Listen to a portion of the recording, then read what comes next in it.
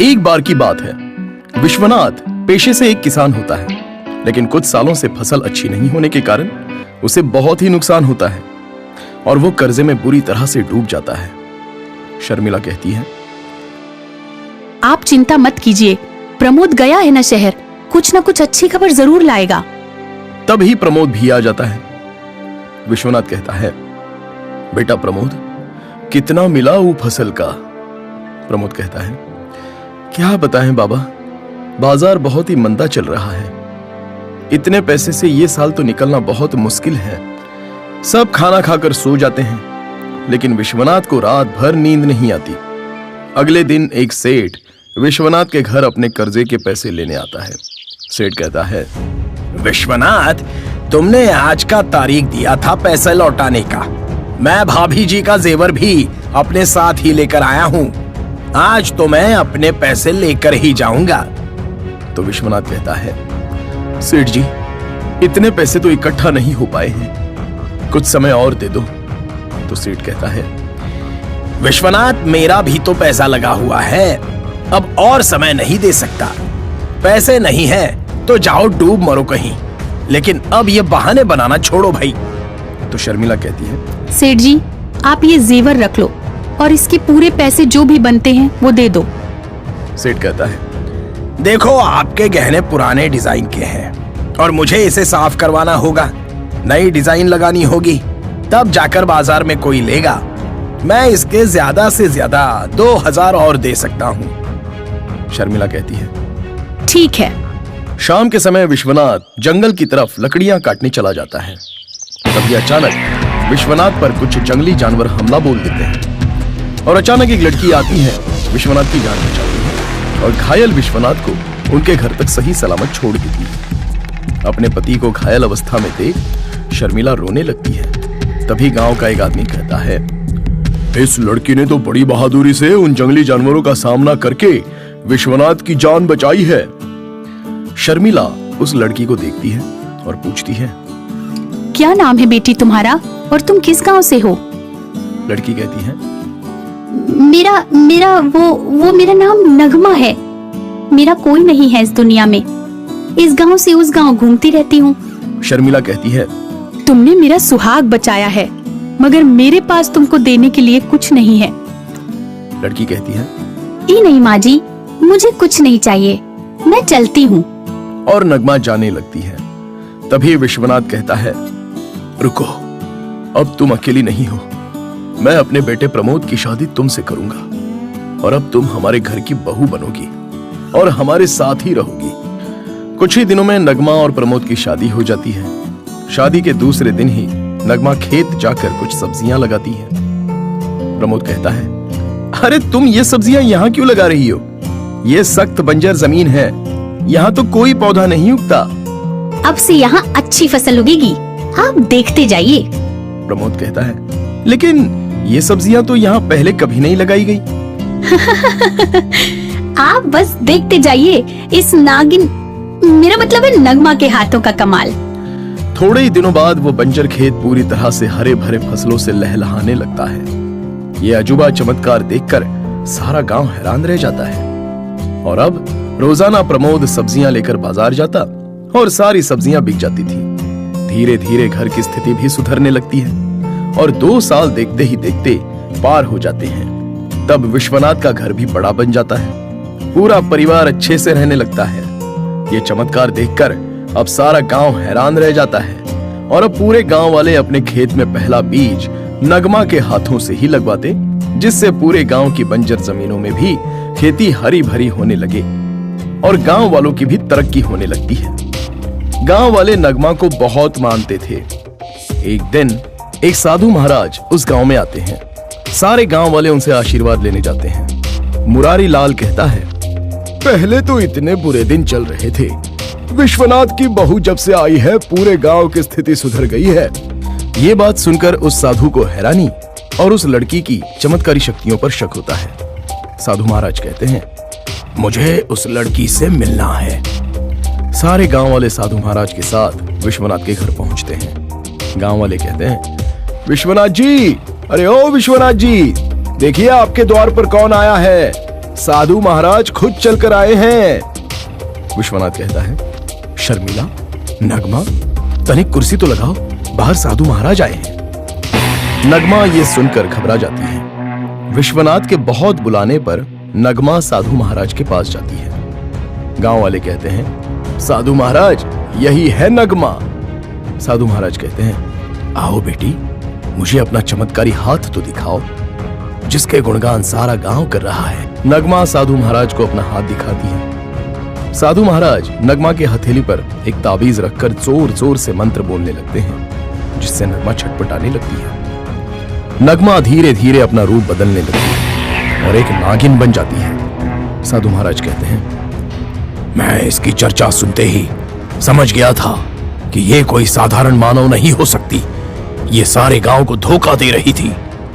साधु महाराज नगमा को एक झोले में बंद करने लगते हैं। तभी प्रमोद कहता है, छोड़ो मेरी नगमा को, इसने मुझे कोई धोखा नहीं दिया है। इसने शादी के अगले दिन ही मुझे सारी सच्चाई बता दी थी। आज तक इसके यहां रहने से सबका भला ही हुआ है। अगर ये नागिन है भी तो मुझे कोई दिक्कत नहीं है। लेकिन वो ढोंगी साधु नगमा की इच्छाधारी मणि हासिल करना चाहता था। साधु महाराज कहता है, अगर किसी ने मुझे रोकने की कोशिश की तो मैं उसकी जान ले लूंगा। साधु महाराज वहां से नागिन का पूंछ पकड़कर जाने लगते हैं। प्रमोद उसे रोकने की पूरी कोशिश करता है। साधु महाराज उसकी तरफ एक छुरी फेंकते हैं।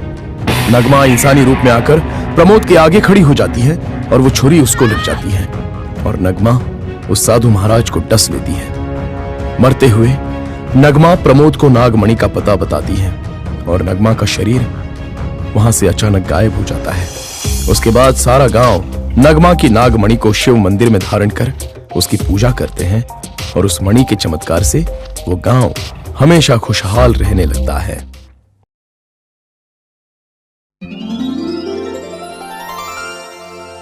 एक बार की बात है, अमित सिंह एक पुलिस ऑफिसर था जो शहर के एक थाने में पोस्टेड था।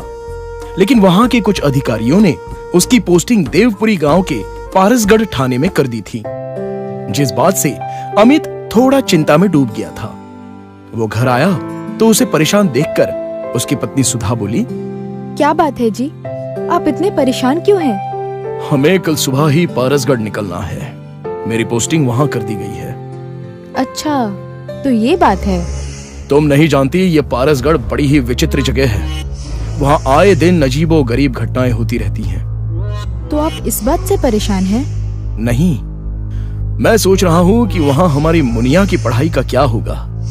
वहाँ पढ़ाई और रहन सहन की कोई खास सुविधाएं भी नहीं है। अगली सुबह ही अमित अपने परिवार के संग पारसगढ़ थाने के लिए निकल गया। कुछ देर बाद वो उस गांव में पहुंचा।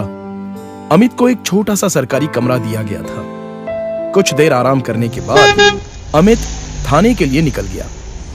थाने में उसने देखा कि सब कुछ कबाड़ खाने जैसा है, जैसे उस थाने में कोई कभी आता ही ना हो। बस एक बूढ़ा हवलदार और 2-3 कैदी थे। अमित ने सख्त रवैया दिखाते हुए फौरन थाने की हालात को साफ सुथरा करने के लिए कहा और अपनी कुर्सी पर जाकर बैठ गया। वो बैठा कुछ फाइल देख ही रहा था कि तभी गांव का एक पोस्टमैन आया और अमित को एक लिफाफा दिया और वहां से चला गया। अमित ने लिफाफा खोला तो वो हैरान रह गया। उसमें किसी औरत की कटी हुई 2 उंगलियां थी और उंगली में एक अंगूठी। ये देखकर अमित के पसीने छूट गए। उसने पोस्टमैन को रोकने की कोशिश की, लेकिन वो तो जा चुका था। अमित इस सच का पता लगाने के बारे में सोचने लगा। तभी हवलदार एक चोर को पकड़ कर लाया। हवलदार उसे लॉकअप में डालने लगा तो चोर जोर जोर से कहने लगा, नहीं हुजूर, इस वाले लॉकअप में नहीं, इसमें कजरी की रूह कैद है। मुझे काले पानी की सजा मंजूर है, लेकिन इस लॉकअप में रहना नहीं है। मुझ पर रहम करो। चोर की बात सुनकर अमित हैरान रह गया। चोर को दूसरे लॉकअप में डाल दिया गया। थोड़ी देर बाद अमित के फोन की घंटी बजी और अमित ने फोन उठाया और कहा, हेलो, कौन? तो दूसरी तरफ से बस एक औरत के चीखने की और सिसक सिसक कर रोने की आवाज आ रही थी। अब बार बार घंटी बजती रही और अमित फोन उठाता रहा और उसे वही आवाजें सुनाई देने लगी। अमित अब पूरी तरह से परेशान हो चुका था। उसे कुछ समझ में नहीं आ रहा था कि आखिर ये सब हो क्या रहा है। देर रात वो अपने घर पर पहुंचा और घर पहुंचते ही थोड़ी देर बाद फिर से उसके घर की फोन की घंटी बजी।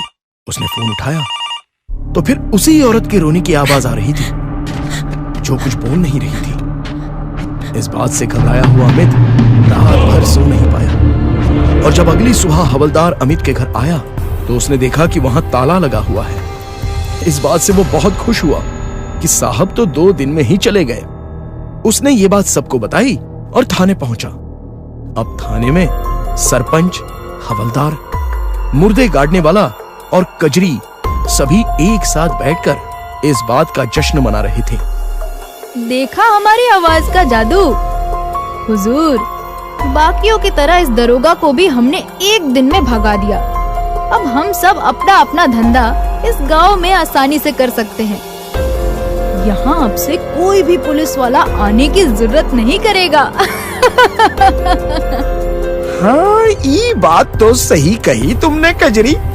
तभी हवलदार की बोलती बंद हो गई क्योंकि पीछे इंस्पेक्टर अमित अपनी वर्दी में खड़ा ये सारी बातें सुन रहा था। अमित को देखकर सारे लोग हैरान रह गए, लेकिन ये सब होनहार अमित की चाल थी इन चारों की सच्चाई सामने लाने के लिए, जिन्होंने गांव में झूठी अफवाहों से दहशत बनाकर रखी थी। इसी के पीछे वो अपना गैर कानूनी धंधा करते आ रहे थे। अमित ने चारों को हवालात में बंद कर दिया और सभी को अच्छे से सबक सिखाया और अब भोले भाले लोगों का वो गांव उन चारों के भय से मुक्त हो चुका था। अमित ने गांव का विकास करने के लिए अपने अधिकारियों से बात की और इस बात के लिए अमित को पुरस्कृत भी किया गया और इस बात से अमित और उसका पूरा परिवार बहुत ही खुश था। तो दोस्तों, ऐसी ही मजेदार कहानियां देखने के लिए हमारे चैनल को सब्सक्राइब करना मत भूलिए। तो फिर मिलते हैं एक नई कहानी के साथ।